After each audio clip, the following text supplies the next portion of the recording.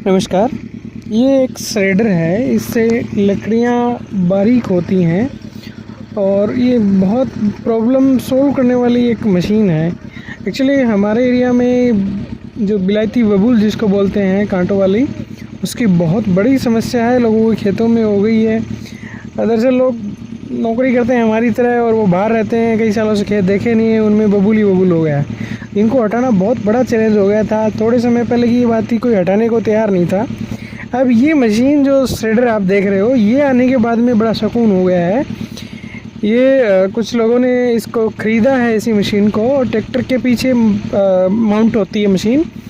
और जैसा मैंने काम करने वाले हैं जो इसके ओनर, उनसे पूछा तो उन्होंने बताया कि इसमें 5-6 इंच तक की लकड़ी चली जाती है, यानी काफ़ी मोटी लकड़ी चली जाती है। और ख़ासकर जो बबूल के ऊपर की जो लकड़ियां हैं वो कितने भी कांटे हो, बस डालने में थोड़ी सी दुविधा होती है। दस्ताने वगैरह पहन के इसको अंदर डालिए और ये बिल्कुल बारीक इसको कर देती है। और सीधा ये आप देख रहे हो ट्रॉली में भर भी रहा है। दरअसल जो ये श्रेडिंग मटेरियल है बिल्कुल बारीक हो जाता है। और इसका जो यूज़ है वो आजकल जहाँ कोयले का इस्तेमाल होता था वहाँ इसका इस्तेमाल हो रहा है, तो ये काफ़ी ठीक है। और जो जिसका खेत होता है उसको इसकी अलग अलग कीमत दी जाती है। जैसे कहीं 20 पैसे प्रति किलो से लेके 1 रुपया, सवा रुपया प्रति किलो तक उसके ओनर को देते हैं। और ये खुद ही इस लकड़ियों को काटते हैं और इनके पूरे आदमी लग के इसको मशीन में डालते हैं, ये इसको ट्रांसपोर्ट करके ले जाते हैं। तो ये तो लोकली अपने एरिया में यहीं किसी जो बड़ी गाड़ियाँ बनाता है उसको ही सप्लाई करते हैं।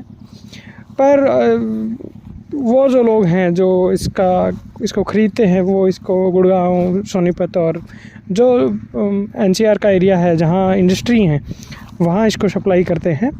वहाँ मेरे ख्याल से 4-5 रुपये किलो बिकता है, तो यहाँ 1 रुपये के आसपास ये इनको मिल जाता है। और इनके सब कोशिश करके शायद कुछ ठीक ठाक कमा ही रहे हैं, इसलिए ये सब कर रहे हैं। और जो मेहनत कर रहा है उसको मिलना भी चाहिए 2 रुपये।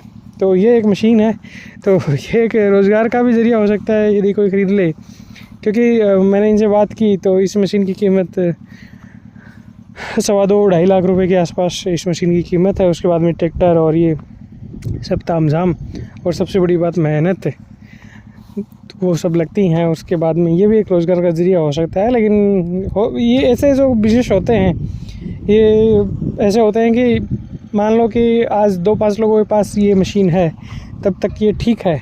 और जब ये मशीनें बहुत ज़्यादा बढ़ जाती हैं तो उसके बाद में जो इनको रॉ मटेरियल है यानी ये लकड़ियाँ हैं ये तो लिमिटेड ही हैं, तो इनकी उपलब्धता में कमी आ जाएगी और इनका कंपटीशन बढ़ जाएगा और मार्जिन कम हो जाएगा। तो ऐसे बिज़नेस में जो शुरुआत में लेते हैं, इनिशिएटिव लेते हैं, सबसे पहले लाते हैं, वो कमाते हैं, बाद वालों को तुलनात्मक कम फ़ायदा मिलता है।